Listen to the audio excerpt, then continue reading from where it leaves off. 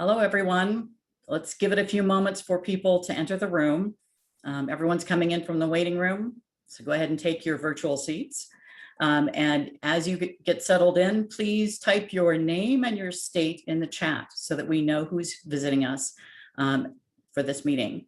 My name is Kay Warnock.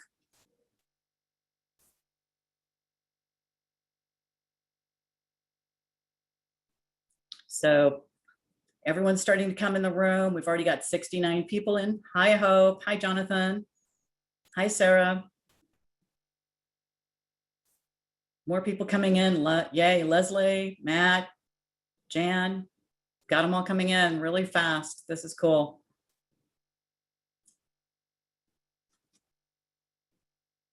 All right. So welcome, everyone. We are delighted to have you attending this webinar that is being sponsored by the Research, Editorial, Legal, and Committee Staff Association of the National Conference of State Legislatures. This webinar is called Inside the United States Code. And I just want to tell you a little bit about it. It was an idea that was come up with by Michael Ducheck. He is a senior legislative attorney and administrative rules counsel for the Legislative Reference Bureau in Wisconsin. And he and I were chatting about topics, and he came up with this idea and helped us to get speakers for it. So I'm really thrilled that Michael did that for us. And Michael, with that, I would like to introduce you. Michael Ducheck, here's our audience. Hello, everybody, on this nice afternoon. Hopefully it is by you. My name is Mike Ducheck. As Kay said, I work at the Wisconsin Legislative Reference Bureau as a bill drafter. I also work on revising and publishing our state statutes and our administrative code and register. As Kay said, I'll be moderating today and will help field questions when we get to question time. So with no further ado, I'd like to introduce Ralph Seep and Rob Sukal from the Office of the Law Revision Counsel of the United States House of Representatives. I'm just going to talk about their bios real quick before I turn it over to them. Ralph Seep serves as the Law Revision Counsel for the U.S. House of Representatives. He's a graduate of the University of Notre Dame and Duke University School of Law. He spent 15 years with a private company working in a legal editorial capacity with responsibility for various federal and state legal publications. Mr. Seep has worked in the Office of Law Revision Counsel since 1992. He became the Deputy Law Revision Counsel in September 2008 and became Law Revision Counsel in June of 2011. And Rob Sukal is also joining us. He serves as the Deputy Law Revision Counsel for the United States House of Representatives. He is a graduate of Temple University and Rutgers University School of Law. He joined the Office of Law Revision Counsel in 1994, was appointed Senior Counsel in 2008 and Deputy Law Revision Counsel in 2011. Before joining the office, he spent 10 years working for the Social Security Administration and was employed before that as a freelance musician. So with that, thank you all again, and I'm going to turn it over to Ralph, I believe. Thank you, Mike. Can everyone see my screen? I sure hope so. Yes. All right. Well, welcome to an inside look at the United States Code. My name is Ralph Seep. It's been my privilege to serve as the Law Revision Counsel for the House of Representatives. With me today is my friend and colleague, Rob Sukal, who serves as our Deputy Counsel. What we'd like to do today is introduce our office to you and its functions, not because you're particularly interested in our particular office, but because its functions have everything to do with the way the United States Code is produced and the way it looks. Our twofold function is basically to maintain and update the code, and we'll be walking through how we do that and hopefully get into some of the features of the United States Code and why they look the way they do as we talk about how we produce it. And then we'll look at our positive law codification program. What is positive law? Why does it exist? What is it about? Why is it different than the non-positive law? What's going on here? And some of the advantages and the need and the cleanup function that positive law codification serves for a document as heavily edited as the United States Code. Then we'll have some tips on using our code website, where Rob will give us a tour of that, and hopefully some time for questions and answers at the end of the session. Our office, the Office of Law Revision Counsel, is an independent, non-political office of the House of Representatives. Currently, we're a team of 17 individuals. 9 attorneys maintain the United States Code. I work on that side of the office. 4 attorneys prepare positive law codification bills. Rob heads up that side of the office. And 4 support staff for technical, editorial, and clerical functions that swing back and forth to the various sides of the office as needed. The office mission is very straightforward: compile, edit, update, and improve the United States Code, both online and in print. Online, we do that anywhere from 30 to 35 times during a legislative year. And in print, once at the end of the legislative session. Every 6 years, that comes out as a main edition. That's now currently about 45 volumes. In the intervening 5 years, we have a cumulative annual supplement, which in Sup 1 usually is 1 volume and grows to about 6 or 7 volumes by the time we get to Sup 5. I know I'm preaching to the choir right here, but I'll just describe the United States Code. It contains the general and permanent federal statutory law. It's not all the law. The temporary, like appropriations, isn't there, and special legislation dealing with particular individuals or groups isn't there, but the general and permanent federal statutory law, organized into 53 broad subject matter titles from agriculture to war and national defense, and is composed of 2 different types of titles: positive law titles and non-positive law titles. Positive law titles are themselves a federal statute, or at most a couple of federal statutes.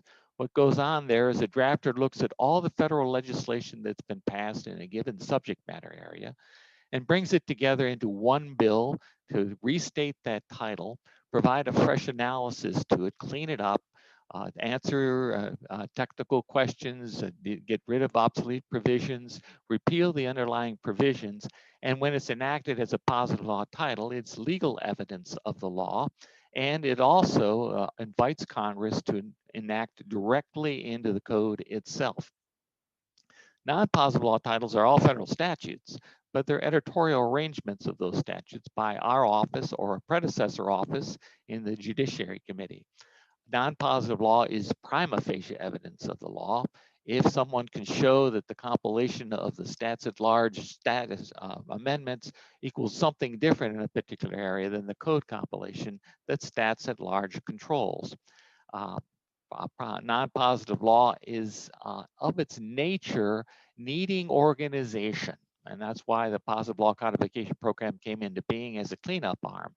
We go through and we're classifying, we'll be talking about this, classifying laws as we run along each year, each legislative session.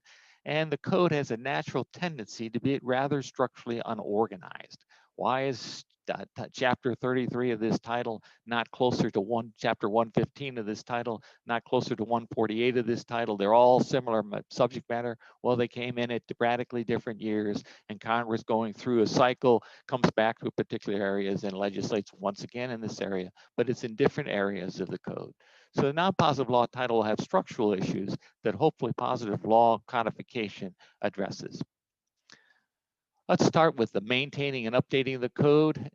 This is a workload slate, if you will, a slide that covers what typically we're looking at in a legislative session, 2-year session.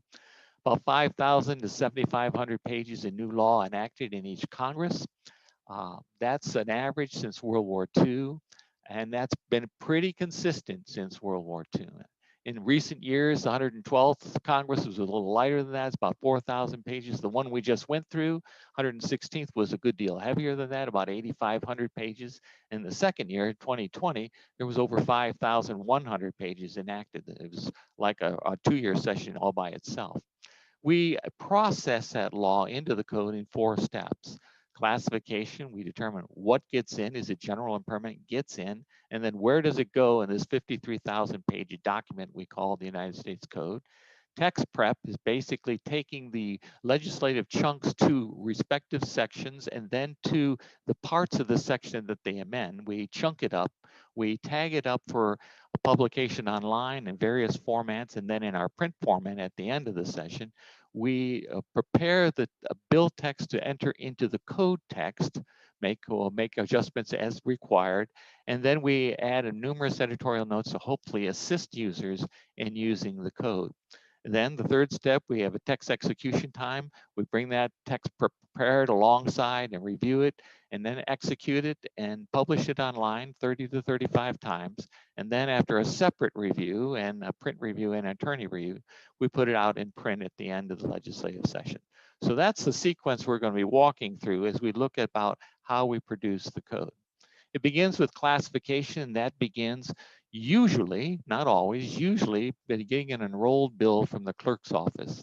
The page you're looking at is the first page of this, the Cures Act back in 2016. Typical look for our look online and in print. We usually begin when a bill has passed both houses of Congress and we're waiting a president's signature or a law number from NARA, National Archives and Records Administration. And we have a team of 4 or 5 attorneys that reads each bill as it comes in.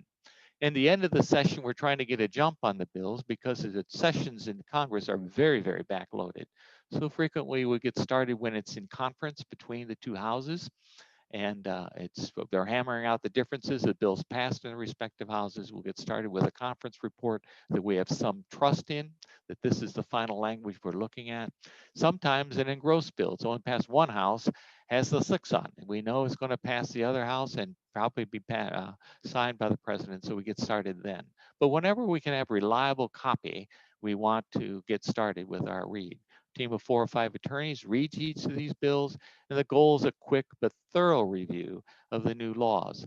Most of the time during the legislative year, translated, that means about up to Thanksgiving, we have the laws classified and ready to go by the time the president signs it, or at least by the time NARA gives us a stats at large number and a public law number to get entered into our tables.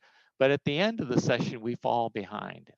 Congress is a very backloaded situation. It's by nature because of the way legislation runs through it. Typically, it's entered into the House. It's referred to a substance committee, back to the House, across the aisle to the Senate, to a substance committee, back to the Senate. Invariably, if it's any bill of substance, if there's different different bills passed, goes to conference, iron out those difficulties, goes back to both houses before it goes to the president's desk to be signed. So there's naturally a backloaded process.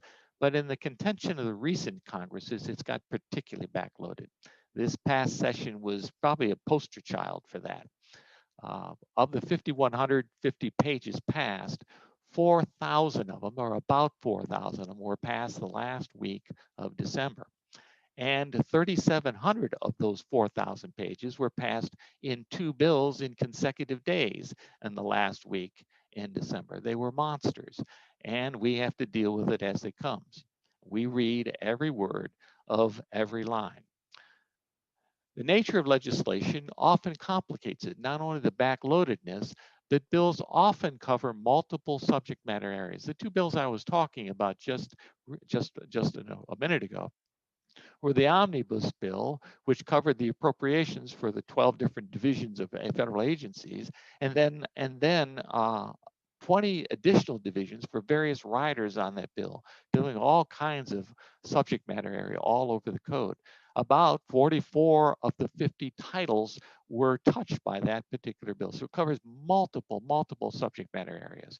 Drafters don't give much thought to how a law will appear in the code, nor should they. In these monster bills, there's multiple drafters. They're trying to control their section of the bill and keep an eye out of what's going on around them that affects them so that they're alerted to it and make appropriate adjustments. Bills are often a mixed bag of general and special provisions. General get into the code, special do not. Permanent and temporary provisions, particularly in omnibus approps bills, The appropriations are temporary, but constantly in the midst of those temporary provisions are general provisions that have permanence that need to be classified to the code. Permanent and temporary provisions, amendatory and independent provisions. The amendatory are usually very easy to classify.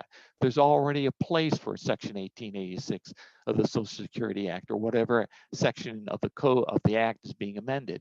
But for the independent provisions, it's very, very difficult. Sometimes it's like fitting a square peg into a round hole. And frequently, independent provisions are populated in particularly large bills. A National Defense Authorization Bill is a particular violator here. They have all kinds of independent provisions, hundreds of independent provisions in a typical NDAA bill.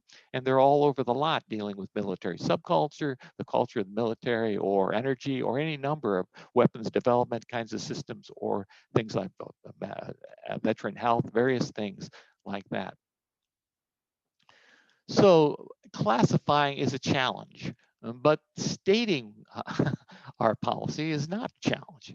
Is it general and permanent? It gets into the code. And then where does it go? Well, we look at the subject matter, we place it in what we think is the best subject matter area in this 53,000 page bill document we call the code. Here you're looking at the last stage of our classification using our particular tool. This is actually our predecessor tool. I haven't gotten a new page for the current classification tool. We're in the process of renovating our tools as an office.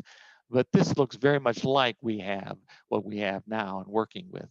You can see that the far column, you'll see the bill section. We chunk out the bills, go all the way through the bill, where in the bill section the page starts, and then where it's going to be classified in the code. This is a farm bill from yesteryear, so you can see a lot of agriculture, so Title VII coming in. In fact, a new chapter coming in as well. You can see the repeals and various other things. Some instructions over here about classification. There's a new chapter, and then some instruction downstream for our code processing downstream, the text preparation downstream in the far column. You can see repeals listed, new sections listed. You also see something called Note New. And we get a lot of questions about statutory notes in the United States Code. Statutory notes are legislative chunks, just like the chunks put into section text, but are placed as legislative chunks under section text as notes. And there are various reasons for that. The most common one is listed there, first one on your left there. It provides collateral support for or additional information regarding a particular code section. It does not amend the code section, but it provides vital information about amendments to it. Common reference points for this is effective date notes, saying when amendments will be effective, transition provisions, particularly in tax legislation, construction provision in all the legislation lately, a lot of construction instructions in current statutes being passed, provisions for allowing for regulations or authorizing regulations for the amendatory material. A good example would be, let's say we're getting in the next law in the 117th session. The next law will be Law 17. We've had just minimal action so far. Well, let's say 117.17 of the public laws has a title in it, Title II, that amends the Elementary and Secondary Education Act, which is classified to Title 20 of the United States Code Education. Let's say in that title you have all these amendments, and then at the end of the title, there's a section that says that this title, amendments made by this title, are effective 180 days after date of enactment. That's a perfect example of an effective date note, and that will be classified as a note under the first section that's amended by that title. The effective date doesn't amend any particular section, but it affects the amendments of all the sections. So it's placed under the first, and subsidiary notes are referred back to that main note under the first section touched. Good example of a collateral of what we're talking about in a statutory note. Positive law title is frequently populated with statutory notes. And the reason for that is that the drafters don't draft into the title would be the way I describe this. If you remember, I described positive law as itself a federal statute or almost a couple of statutes. It takes all the existing federal statutes passed in a given area, structures them into a single bill or at most a couple of bills, provides an analysis for that, and repeals the underlying provisions. That analysis now is not our prerogatives to mess with. We're not editorially organizing this title. It has been organized. What happens when the drafters don't draft into the title, which is constantly an issue in National Defense Authorization Acts? Constant issue there. The only place we can put them by our procedures is as a note, a statutory note, under the most relevant section text that we can find. Third example, statutory notes, is not permanent and general enough to be code sections. This is the reality of pilot programs or demonstration programs. Congress needs or feels the need to act in a particular area, but not quite sure how to act effectively. So they devise a program, a pilot demonstration program, give it a lifespan of 3 to 5 years, so it's beyond a kind of temporary provision, and then allows for a report back to a substantive committee about its effectiveness. Many, many, many of those programs become permanent, but certainly not all of them. Our tendency is to classify them as a note under the closest pertinent subject matter section and wait and see. The point I'm making is there are various reasons for the structural reasons and other reasons in the drafting line for statutory notes, but they are as valid as anything in section text. They are the law just like section text. Their status is not affected by their status, their position as a note. Their position as a note is because of the way they're functioning in the code text. So we've determined that it's general and permanent. We've taken a look at where it should go in the code and assigned a location that will now have be notified to the public and to the Hill community in 2 places: the classification tables, and here's a slide. I'm going to go ahead and show you the live sections of this, but here's a slide for the classification tables. To take a look at our home page, this is a table 3, the permanent table location. Now what I'd like to do is go live with our, here we go. Here's our home page, and you can see the classification tables right here. You click on that, you'll get to 2 sets of years, and you can have it in public law order or US code order.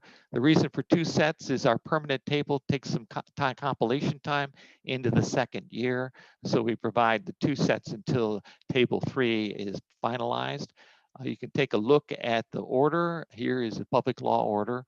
And you can see that we start with the first law. This is the 2nd session of the 116th. So it starts in 109 and runs down to, I think it was 344. And then where in the far left column is the US code title and section, the public law in the middle there, and then the stats at large page at the end. You can go to, let's go back and take a look at the code order, just to see we did it, but you can see that it's the code order now that drives, and the law order functions to accommodate the code order. Okay, let's go back to our presentation here. We've classified it. It's general and permanent. It gets in where it goes. We've made the arrangement. That really is the first chunking process. We've taken it to the section text itself, but there's an additional chunking process in the very beginning of our text preparation, taking it to the specific parts of the section that it amends or to the specific notes under the section that it amends. So we chunk it again. We tag it for inclusion online for various data formats and in print for our print format. And then we make modifications in the bill text to let it be integrated into the code text, and we prepare numerous editorial notes to explain or help assist people to understand the amendments coming in. Here's an example of an enrolled bill markup. We're leaving the tagging off, and believe me, you don't want to see an XML USLM markup on a page. It obscures English, and you got lots and lots of tags all over the place. But here what we're doing is using the Cures Act as a demonstration bill. The Cures Act was enacted several years ago as a larger bill, and you can see larger bills get enacted in December. That's the rule. And you can see it affecting, it's about a 300-page bill, if I remember, and it affected primarily Chapter 6A, the Public Health Service Law, in Title 42, the Public health and welfare, and Titles 18 and 19, Medicare, Medicaid provisions in the Social Security Act. The page I chose here, Section 15,008 of the Cures Act, amends Title 18, and you can see it in instro. Well, you can't see it very well, but let me read it. Subsec A, subsection D1B4 of Section 1886 of the Social Security Act. This is a non-positive law title, so they're amending the underlying text, and then in the parenthetical, they're telling you where it's placed in the code, 42 USC 1395 WW, and then the amendments listed under there. You see B coming along, the second sentence of subsect D1B of such section 1886 is amended, and then you see the text amendment there. Now you see C coming in with application. It does not amend the underlying provision, section 1886, that has been amended. It's talking about how the Cures Act amendments being made will be applied in section 1886. Now that's an important consideration, particularly when you look at the subject matter. This is Medicare reimbursement for inpatient hospital care. And this amendment affects the rates of reimbursement for various hospitals in various categories. How that will be applied and amending the categories will be applied is obviously of great interest to people looking at this and depending on this for information. But it doesn't amend the underlying section. What do you do with it?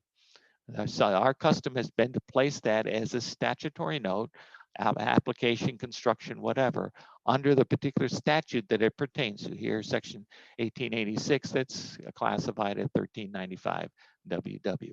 Now you can see another tendency in large bills at the end of the session is that they're butting up right away their conforming amendments. There's a structure change to the law up here in A. Are there references to the old structures that need to be updated to the new structure? There are, and the drafter is making his or her amendments right away to keep control, tight control, as this is a multi-authored larger bill. That's a phenomenon you see a lot of times in our drafting, that you have multi-author bills and you have a tendency to keep those conforming amendments close at hand so you stay on top of your draft. Then it moves on to M5F of a rather large section, and the same amendatory pattern occurs. So reading a federal statute frequently looks like popcorn. It's all over the place, or at least it seems like it. But they're actually doing that to keep tight control of their particular part of the draft. Here's our text preparation document, our tool, as it's loaded up and ready to go and be executed in text. This is the Farm Bill we talked about way back when we were talking about classification.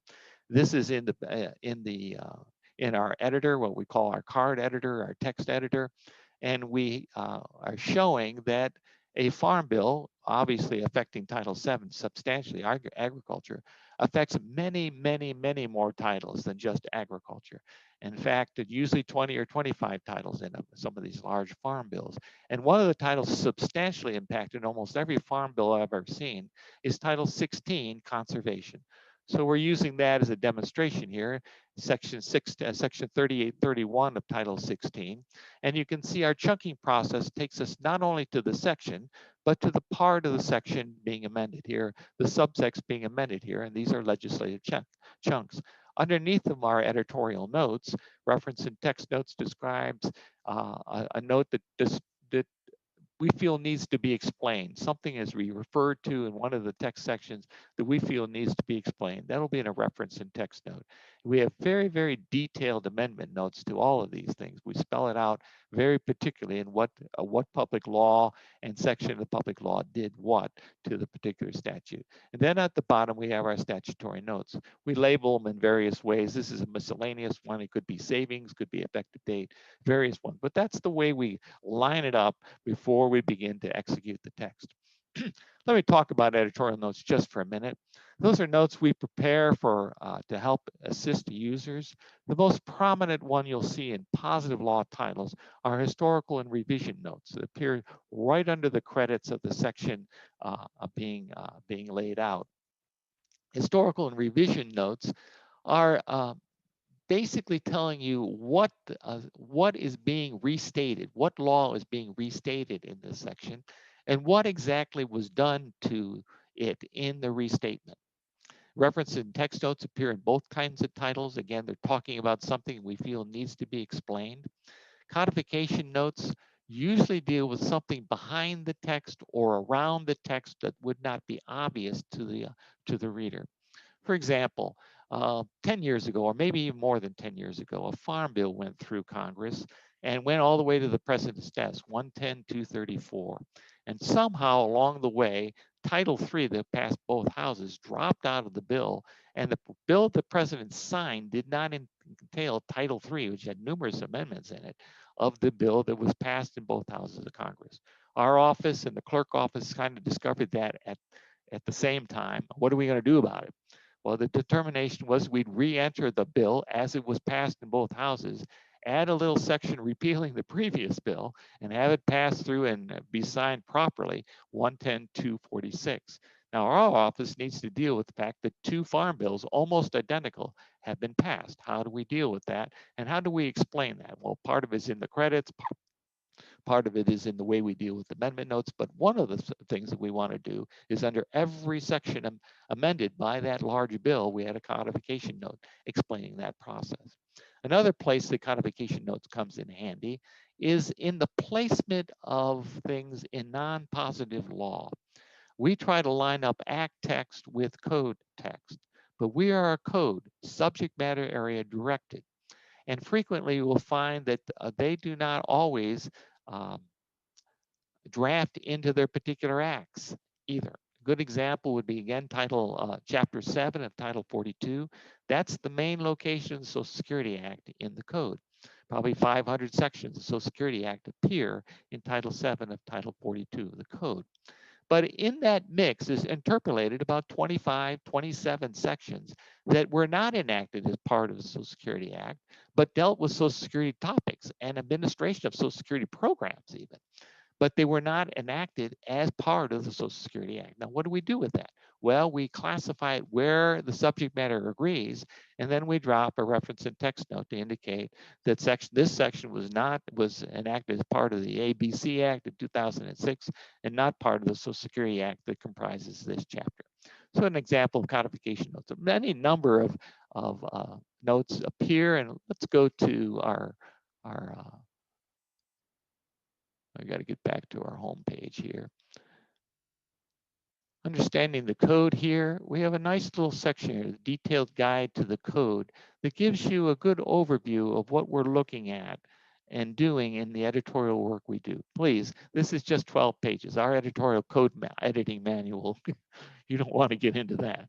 This is a good overview. We try to be as concise as possible and as informative as possible what we're doing in the various features that we've developed for the United States Code. So that's a feature on the homepage that you might want to consult. Let's continue on.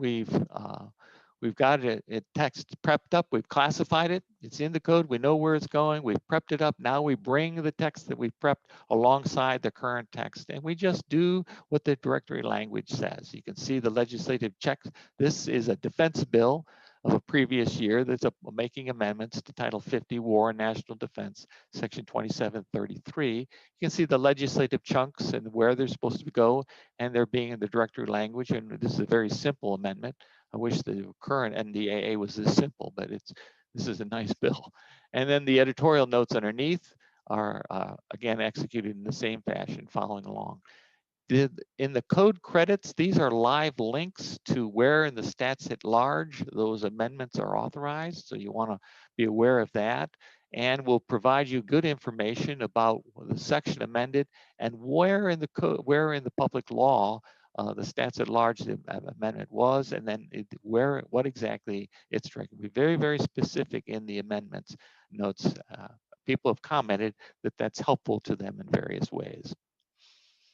So we've classified it, we've prepped it, we've executed, we've reviewed it. Now we publish it online.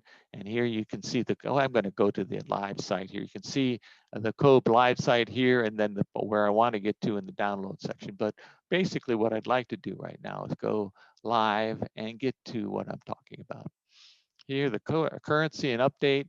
This is where we are, the currency line up above. I've actually, after today or Monday, we will be further along because we have a load going on even as I speak. 283, the defense bill is being loaded today, and we're so thankful to see it being out. Down here, you see a downloads button.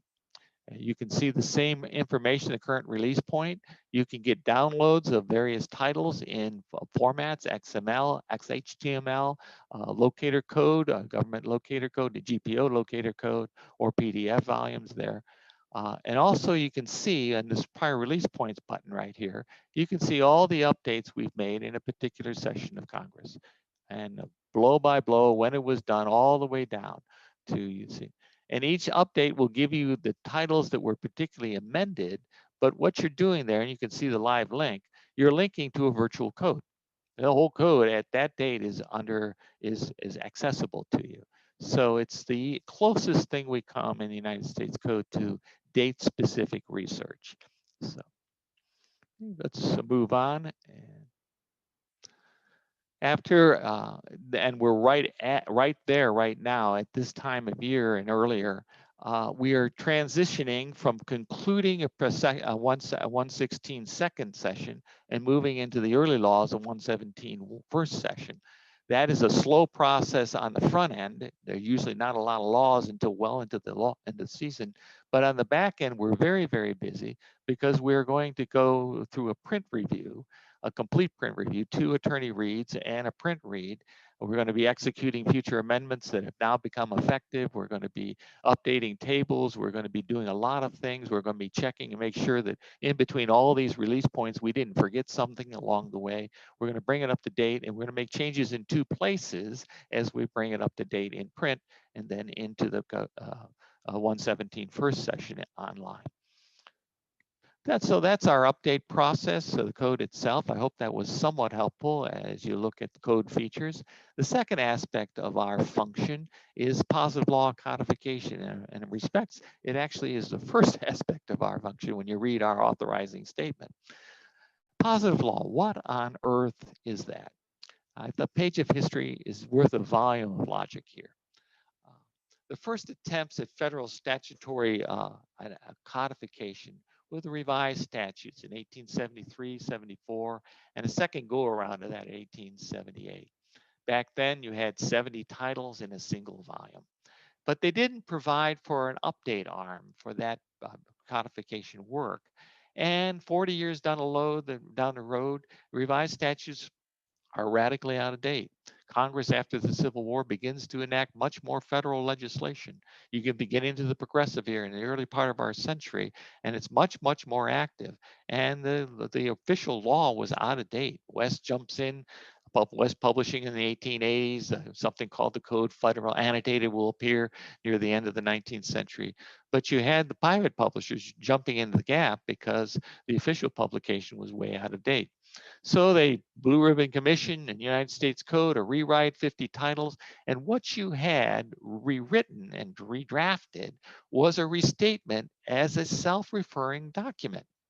They meant to reveal the underlying provisions. They gave a fresh organization to it in 50 titles rather than 70 titles.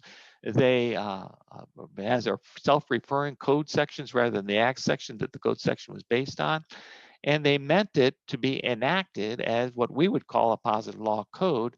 That's not what they called it back then, but a positive law code, but it didn't get enacted. If you remember your history, the Wilson administration near the end, a lot of controversy. What about the League of Nations? What about the Versailles Treaty? Where in the world is the president? He's not been seen for a year. Lots of controversy going on. And so in 1919 to 1926, constant disagreement about the statement in the United States Code wasn't accurate enough for one house or another.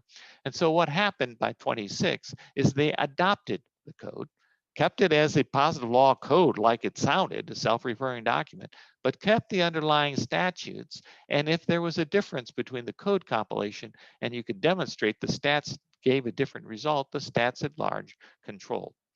20 years down the road, you begin this idea of a positive law code again.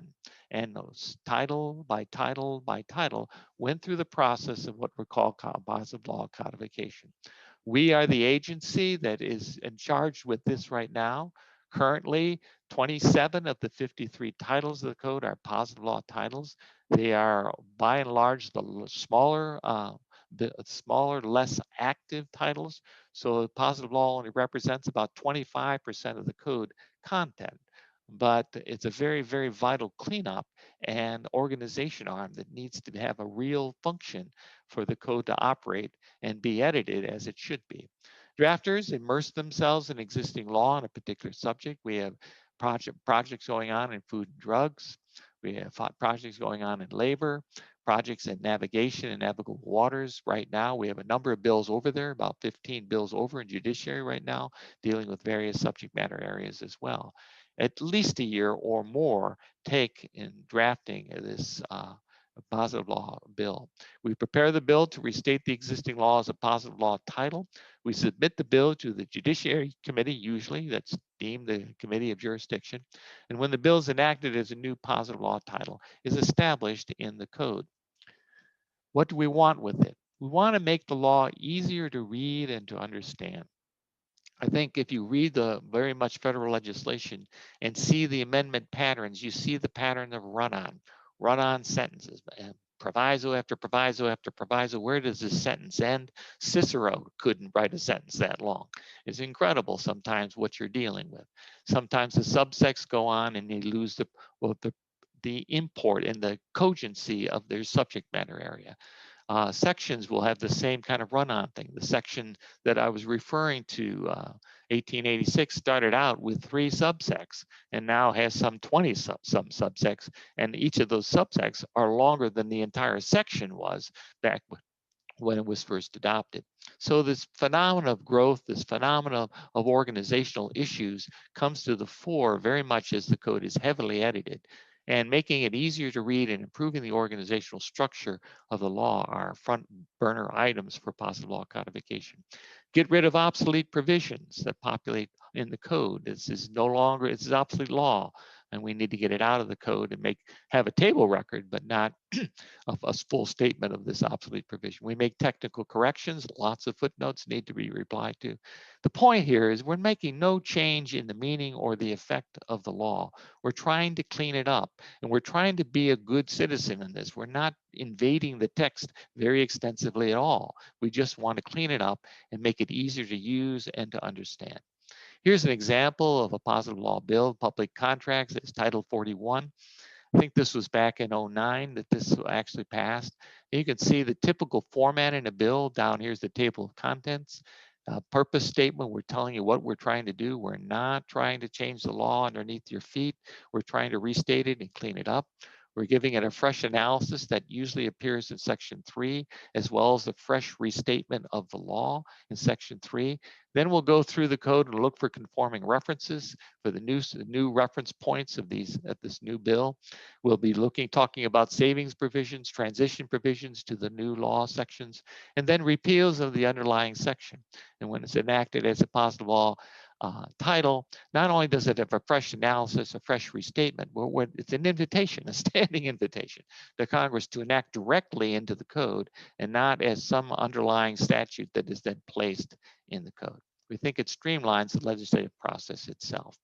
So here's a little brochure that Rob has drafted, Positive Law Codification. Let's go live here and take a look at this.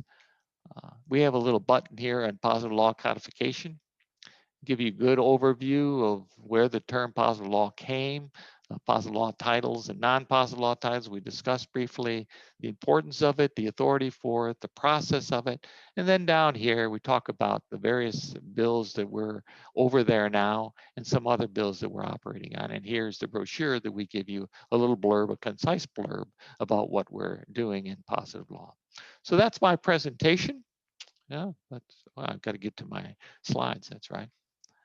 That's my presentation to introduce our office to you and its functions, to maintain and update the code, walk through what we do in updating, hopefully showing you some of the features of the United States Code and why they exist the way they do. Draft titles for enactment as positive law, talked about what positive law is. We reviewed how we put it together, classification, does it get in, where does it go? Text prep, chunking it up, tagging it up, preparing built language into code language, and then the editorial notes that explain the amendments, text execution and review, 30 or 35 times updated through the legislative session online, and then once after rather extensive review in print at the end of the legislative session. Talked about what positive law codification is, why it came about, the historical anomaly that brought it about. We talked about the advantages of it and the real need. This is a heavily edited document, and it needs a cleanup function that is operational and vivid and earnestly operational. So that's our presentation. Right now, I'd like to turn it over to Rob, get off the sharing my screen and let Rob share his as he gives you tips on using the United States Code website. And then we'll take some questions and answer at the end of the session. Okay. Oh, thank you, Ralph. I appreciate it. And hello, everyone. Let's see.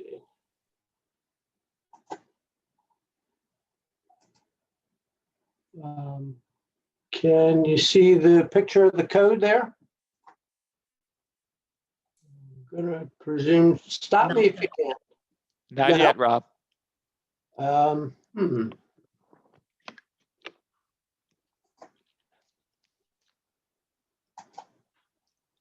about now? Yes. Good. Looks good. I'm just going to share a couple of tricks and tips on how to use the site and maybe show some features that would not be readily apparent. First of all, this is our landing page, and from here, or if you just hit search and browse from here, if you know the code section you're looking for, you can just enter it and the code section will pop up. Note first that the currency is specified here. We use yesterday's date. That means it's completely current. We don't know what else might be enacted today, so it's current or yesterday. And these little jump to links will take you to different parts of this document, and they're useful. The source credit says, well, what is this exactly? I see it's 42 USC 401, but what is that? And the source credit, all that it's really doing is scrolling me down below the section, and it's showing me, okay, well, here's the base law. This happens to be Section 201 of the Social Security Act. And here are all the amendments. Each amendment is separated by, each law is separated by a semicolon. So here's the base law and a semicolon, and then here's the First Amendment, the Second Amendment, the Third Amendment. Note that these are hot. They're links to the statutes at large. So I can come down here and I can see Section 201 of the Social Security Act as it was originally amended.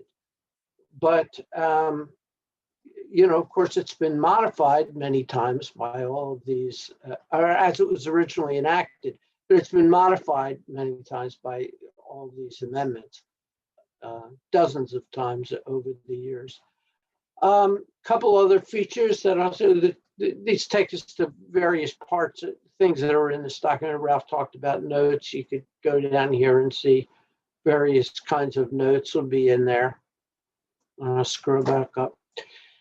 What is, a lot of folks don't see, and I want to point this out, is that current, where it says current here, that's the default. We get the current version, as current as it is up through this date, that's what you see.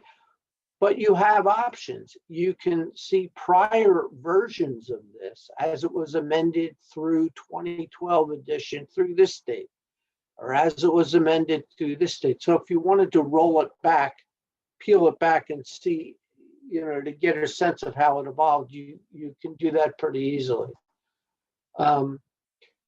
You can, I also find it very helpful, this little breadcrumb trail up here at near the top. Most of the almost all of the Social Security Act is classified to Chapter 7 of Title 42. So if I want, I can open chapter 7. This has all of the sections. And then I can use my browser features such as Control F to search for a particular word or phrase. That tends to be pretty helpful. Okay, let me close that and just point out a couple of other things.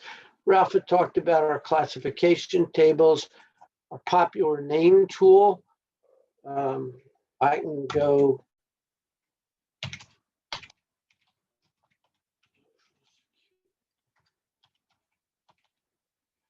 so if I'm looking for the Social Security Act, I can go through and I can find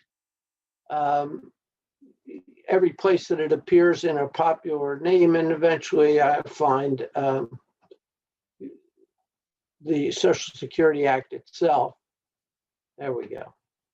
And that's the act itself. And then that is linked within this popular name tool. That brings me up to what is known as Table 3, which shows you, okay, for this act, which is Chapter 531 enacted in 1935, here are the sections of the Social Security Act, and here's where they're all classified. So, we can get at that. A couple other things that I would point out.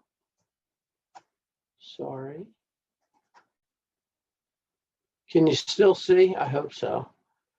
Our downloads page, you can get a PDF of a whole title of the code. And I won't do it, but they're large and you download them so that it won't crash your browser.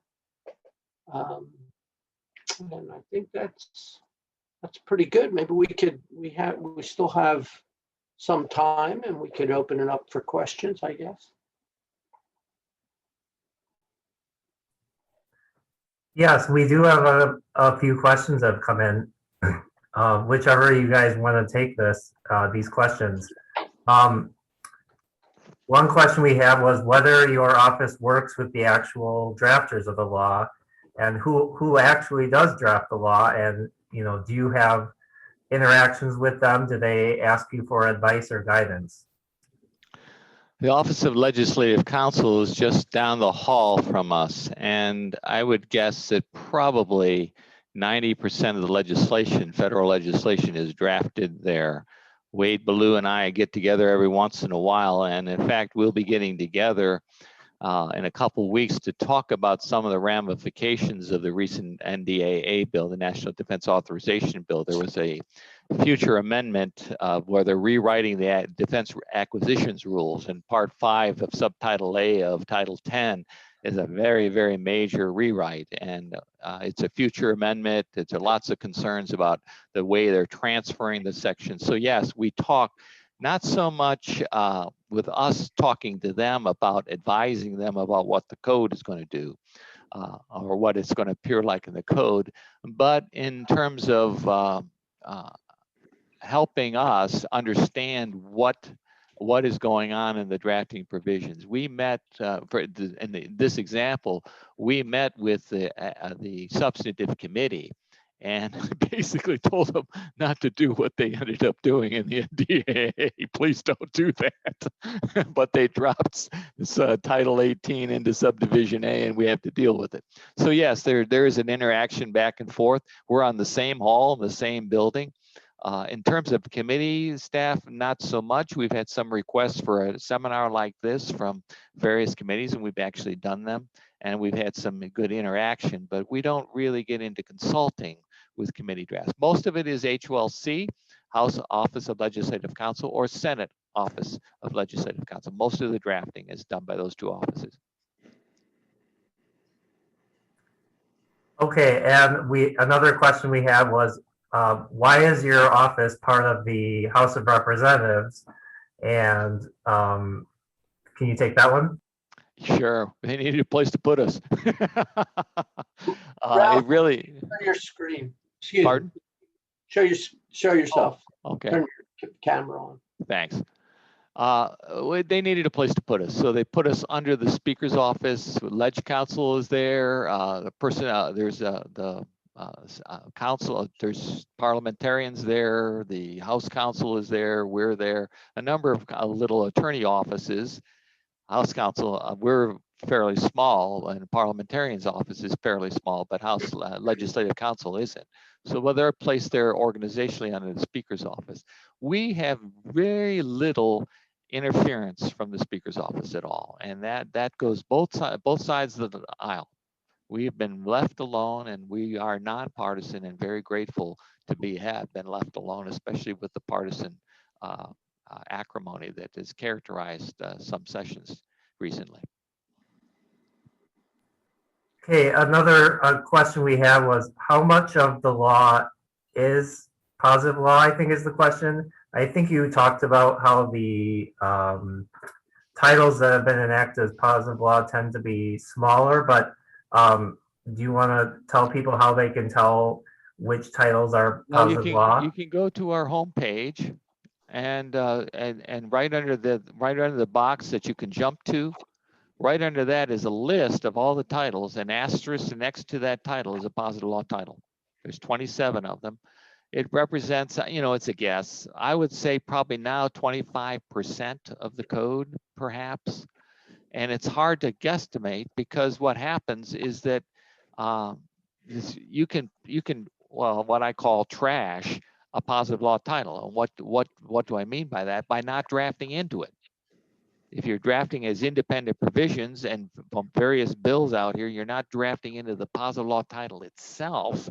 You have statutory notes underneath positive law sections. And those statutory notes are in essence a non-positive law title under a positive law title. So it's hard to estimate, but I'd take a stab at 25%. Another question we had was, does your office initiate introduction of the bills, or do members of the Congress or the public have to request those? Rob, you want to take that for positive law codification? Yeah, by law, the Office of the Law Revision Council prepares a draft bill and submits it to the House Committee on the Judiciary, which has jurisdiction over bills to enact positive law titles of the code. So we give it to the Committee on Judiciary, and we make the draft bill available via our internet site to all interested parties. Traditionally, the chairman of the Judiciary Committee and the ranking member would jointly introduce a bill. In the last Congress or two, what bills were introduced by whatever member of the committee was assigned to make that introduction.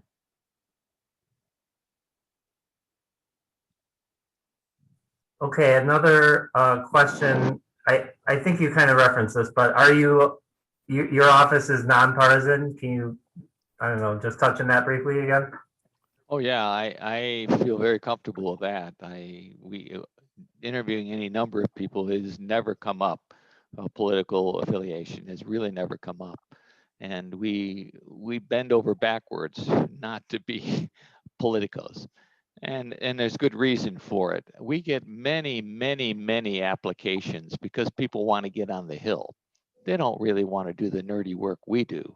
They want to get on the Hill and move up the chain. And so we're very selective about who we want. And one of the main selections is we go through a series of interviews, and we should talk about what we do. And if the people's eyes are glazing over, maybe, no, I'm kidding. But yeah, we're nonpartisan, and we've been that way. We've had, in my tenure, we've had 2 incidents, one on each party, that was slight pressure, not a lot of pressure, but slight pressure about a particular issue. And we rebuffed it and nothing happened to us. So and the Speaker's office has never, ever leaned on me. Never, ever.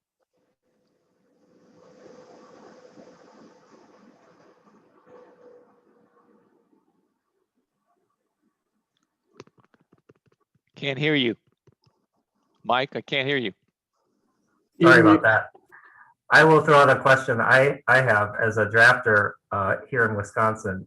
If a drafter makes a mistake, like they put in the wrong cross-reference, can you just fix that? Or, how do you address that? And does Congress have a lot of interest in kind of doing this error correcting function? Not enough. You want to reply, Rob? Go ahead. Well, Ralph will answer the first part, but I'll just pipe in and say that members of Congress don't have enough of an interest in this sort of technical niceties that we involve ourselves in. To us, we are, as Ralph was describing, we're non-political. In fact, we're required by our enacting statute to maintain complete impartiality with respect to matters of legislative policy. So we don't live in a policy world, we live in a technical world where we worry about cross-references being accurate and typographical errors. And, we focus on that sort of thing. Members, although all will agree that that's important and needs to be done, the reality is that this really is on the bottom of everyone's list. But the first part of your question had to do with, well, what happens if there is a mistake? And I think Ralph can address how code editors handle that with footnotes. And lots and lots of footnotes. We are, so one agency is just early in my career described us as the green eyeshadow people because we were pointing out mistakes made. It's interesting that you brought that up because in our dialogue with HOLC, our continuing dialogue back and forth, they proposed an actual statute in Title I that basically was trying to get at the ticky-tack errors and giving us authorization to make, if there's two commas here, this should have a closing paren, that kind of stuff. This is a wrong cross-reference. That we're not going to touch. That we're probably going to drop and say probably should be this. And what we do with that, with our footnotes, is recycle it through HOLC to make the technical corrections the next time around. So that's how we handle that kind of thing. But there is a concern to, if you have the wrong typeset for a title, if you have the wrong, wrong punctuation, or there should be a comma, or there's debate of whether it should be a comma, do you really need a footnote for that stuff? And so there's some ongoing conversation between the offices about where we can draw the line of correcting it. But right now, no, we don't. We basically footnote what we see and send it, cycle it through the office to make the technical corrections. But to follow up with that is that, one of the functions of our office is this process of positive law codification, where we're restating existing law. And in the course of doing that, we get to correct those kinds of errors in our restatement. And also, there are errors that they're really not drafting errors. When drafted, it was accurate, but it refers to an agency which subsequently was abolished. Well, that reference to that agency really doesn't belong in the law because the agency no longer exists. And so we can fix that sort of problem as well as a part of the positive law codification process. Yeah. So another question we had, and I think this is a good one. If you're writing a report that has to cite to the code or quote the federal law, how do we know with certainty that we are citing the appropriate code and language for it to be valid? I don't know, do you guys have a comment on that? I have a couple of comments. If the cite is to section text in a positive law title, then the text as shown in the section of a positive law title of the code is the law. It is legal evidence of the law. It is precisely the law. That is the text as enacted by Congress. On the other hand, if you are citing a provision of statutory text that is classified in the code to a non-positive law title of the code, that may not precisely reflect the enacted text. To be sure that you have the enacted text, you have to look at the act. There are a number of places that you can go for that act language. One helpful resource is compilations of acts that are maintained by the House Legislative Council and the clerk. And we have access to those from our landing page at the bottom left. There's access to compilations, so you can get the actual act text. Let me jump in on that and talk about why that's the reality. Remember when I was talking about the code being put together, it was put together assuming that it was going to be enacted, so that they were referencing various acts and translating them to the place in the code where that act was landed. Okay, they didn't change that language, but they kept the underlying provisions of the acts as the base law of that. In other words, if there was a difference anywhere, the stats at large and a compilation of the stats at large controlled, but they kept the code acting like or sounding like and written like a positive law text. So basically, that's the reason for that. We kept that tradition alive since the founding of the code in 1926, and we've translated texts. So Section 201 of Social Security is cited somewhere to be cited. We translated as Section 401 of Title 42. So that's what's going on in the translation policy. And I think we're getting close to the end here, but one other good question that just came in is private publishers of the U.S. Code. I'm guessing a lot of people here are familiar with Lexis and Westlaw and the USCS and the USCA, I believe.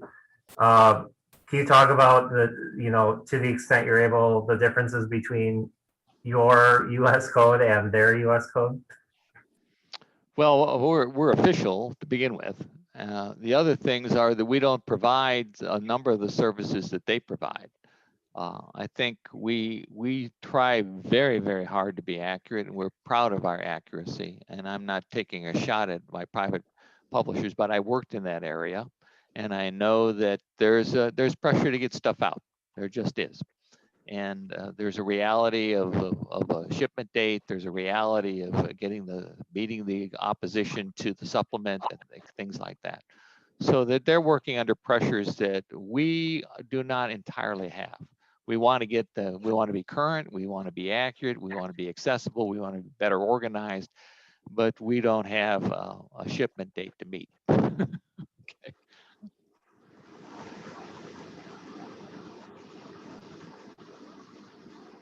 Okay, well, I think we are about at our time limit here. So thank you guys. Kay, do you want to say a final word? I just wanted to thank all of you, Michael, Ralph, and Rob. This has been great. It's wonderful information. As you can see, we've been getting a lot of great questions. People are fascinated by this, and we really appreciate your spending time with us today and answering questions and just running us through some of the how-tos. I think it's very useful, and we really appreciate your help. Well, thank you for inviting us. We've enjoyed it. I enjoyed talking about the code. It's just fun. Thanks, Ken. Thank you so much. All right.